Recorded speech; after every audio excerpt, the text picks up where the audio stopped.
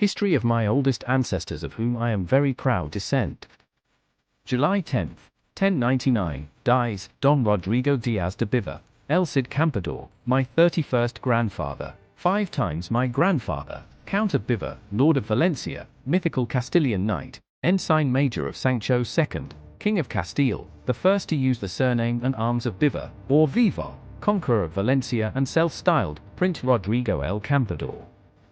El Cid was the 5th grandfather of Dom Afonso III, King of Portugal, my 25th and 26th grandfather. El Cid Campeador, named after Rodrigo Diaz de Bivar, Count of Bivar, Lord of Valencia, mythical Castilian knight, ensign major of Sancho II, King of Castile, conqueror of Valencia, born in Bivar, perhaps in 1040 and died in Valencia, on July 10, 1099. He was the son of Diego Lainez, Lord of Bivar and Dona Teresa Núñez de Maya. Paternal grandson of Lain Núñez and maternal grandson of Nuno Alvarez de Maya, Lord of Entre de Ro y Minho and Dona Gontran Gutierrez. Through his mother's side, Don Rodrigo Diaz de Bivar was from the family of our Lidador, Don Goncalo Mendez de Maya, who died in Beja, in the year 1170.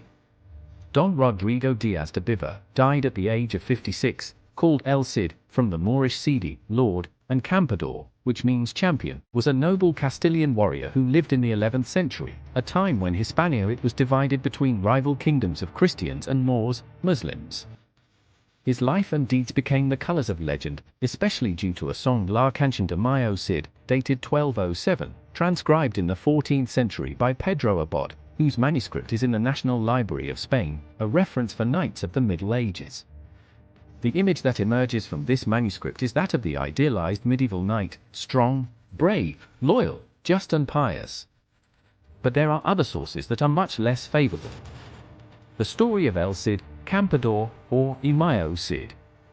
Don Rodrigo was born in Bivar, a small village close to the city of Burgos, capital of the Kingdom of Castile. He was the son of Diego Lainez, Lord of Bivar, and Dona Teresa Núñez de Maya, daughter of Don Nuno Alvarez de Maya, Lord of Entre de Ro y Minho, member of the high Castilian nobility. Orphaned by his father at the age of 15, he was taken to the court of King Fernando I of Leon, where he became a friend and companion of Infante Sancho. His education took place at the monastery of San Pedro de Cardena, receiving training in letters and laws. With the death of Fernando I, the kingdom was divided between his sons. Castile went to Sancho, Galicia for Garcia, Leo for Afonso, Toro for Elvira, and Zamora to Urraca. It turns out that Sancho did not agree with the division and started to fight for the reunification and expansion of his paternal inheritance under his crown, and in this fight, he had the help of Don Rodrigo, named ensign of the kingdom. Don Rodrigo was 23 years old when he defeated, in a single combat, the ensign of Navarre, Zimino Garces, a feat that earned him the nickname champion, and in the following year he began to be known as El Cid among the Moors. Investing against his brother Afonso, Battle of Golbahira, Sancho took the kingdom of Leon from him and then turned against Zamora, laying siege to the castle where Urraca lived. It was during this siege that Sancho was murdered, in betrayal, by Bellido Dolfos, suspected of being Afonso's agent. Sancho left no heirs and Alfonso VI became king of Castile. But he was only crowned after taking the Santa Gadea oath, demanded by Rodrigo Diaz de Bivar, exempting himself from any involvement in his brother's death. After this episode, relations between the king and Rodrigo Diaz de Bivar became increasingly tense, until, in 1081, El Cid was exiled, for the first time, from Castile.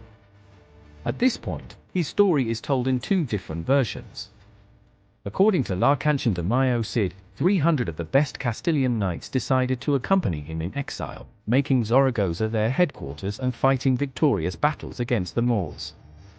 According to an alternative version, Don Rodrigo Diaz de Bivar took refuge in the mountains of Aragon, raising a small army whose weapons were put at the service of whoever paid them the most, whether Christian or Muslim. In fact, it is also this alternative source that, when mentioning his marriage to Dona Jimena, daughter of the Count of Oviedo, which took place shortly before his exile, says maliciously that the lady was older than him and very ugly, but she had an enviable heritage. What is certain is that, At that time, Don Rodrigo Diaz de Bivar established ties with the Moorish king of the Taifar of Valencia, Al-Qadir, who became his friend and protege, according to one version, or his client, according to another. It was for the benefit of Al-Qadir that El Cid conquered the small kingdoms of Albarracin and Alpuente. In 1089, the Almoravid Yusuf crossed the Strait of Gibraltar, at the head of a numerous army. The invasion threatened the security of all Spanish kingdoms, and King Afonso asked Don Rodrigo Diaz de Bivar for help, making him return to Castile. But it didn't take long for hostility to return between the two, and El Cid was exiled for the second time. In the 10 years that followed, the champion's fame grew. Now leading a large army, he conquered and became lord of the Moorish kingdoms of Lerida, Tortosa, Denia, Albarracin, and Alpuente. Around 1093, upon learning of Al-Qadir's murder, he attacked the Taifar of Valencia, managing to take it on June 17, 1094, after 19 months of siege of the city, and calling himself Prince Rodrigo el Campeador. According to the version that does not ennoble him, Rodrigo had the city governor, Ben Yehav, implicated in Al-Qadir's death, tortured and then burned alive. And he would not have spared his wife and children if it had not been for the intervention of the noble knights who followed him. The most widespread version maintains that, upon becoming Lord of Valencia, he showed himself to be a fair and balanced ruler. He granted the city a status of justice, implemented the Christian religion but, at the same time, renovated the Muslim mosque, minted coins, and surrounded himself with an Oriental-style court, composed of both Arab and Christian poets, as well as eminent people in the world of laws. But the Almoravids were not inert and presented themselves at the city gates, under the leadership of Muhammad, Yusuf's nephew. After several battles, El Cid obtained a decisive victory, which contributed to making his person the object of heroic and mythical narratives. Until his death, Don Rodrigo Diaz de Bivar governed Valencia in the name of Afonso VII, but, in truth, his power was independent of the king. He tried to increase it, having one of his daughters, Dona Elvira Rodriguez de Bivar, marry Prince Ramiro Sanchez de Pamplona, my 30th grandparents, 5 times my grandparents, and the other, Dona Maria Rodriguez de Bivar, with Count from Barcelona, Ramon Berengario III, my 30th grandparents. The death and legend of El Cid. Contrary to legendary tradition, which enjoys seeing him die heroically in combat, Don Rodrigo Diaz de Bivar, called Campeador or El Cid or Mayo Cid, died in a bed in his castle, in Valencia, the July 10, 1099. It is at this point in history that Don Rodrigo Diaz de Bivar becomes a legend. The Moors were confident, as they had finally killed El Cid. His wife had his body tied to the horse and his sword to his hand, and sent him to the battlefield.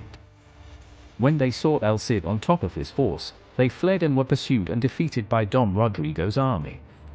That's why legend has it that Don Rodrigo Diaz de Bivar won a battle after he died.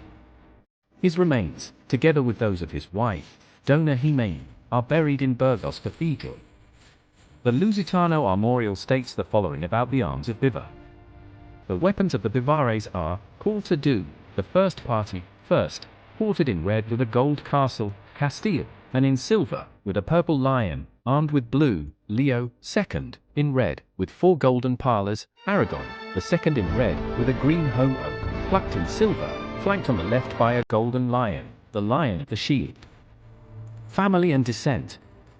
The marriage between Don Rodrigo Diaz de Bivar and Dona Jimena Diaz de Oviedo, my 31st grandmother, 5 times my grandmother, resulted in 3 children. Don Diego Rodriguez de Bivar. Dona Maria Rodriguez de Bivar, my 30th grandmother, married to Don Pedro de Aragon, and later married to Ramon Berengario III, the Great, Count of Barcelona, my 30th grandfather.